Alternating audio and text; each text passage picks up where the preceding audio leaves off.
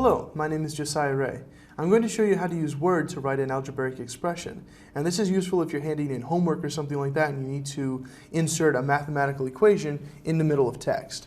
So here I am inside of Word, and it's pretty simple. I'm just going to write out the equation of a line. So we have y, and then you push the equal sign on your keyboard. It's going to be toward the top of the keyboard, and it's going to be combined with the plus symbol. So we're just going to push it. So equals, and then it's m, so hold down the shift for capital, m, x, and then we're going to hold down the shift now and push that same key we used for equals, plus b.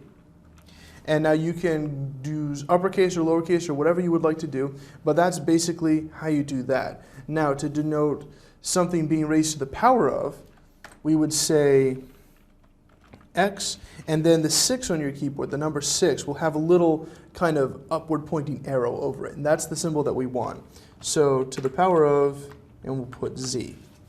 So those are just about all the symbols that you'll need to know to put in algebraic expressions. I hope you've enjoyed this short video, and if you have any other questions, please email me at josiah@jraystudios.com.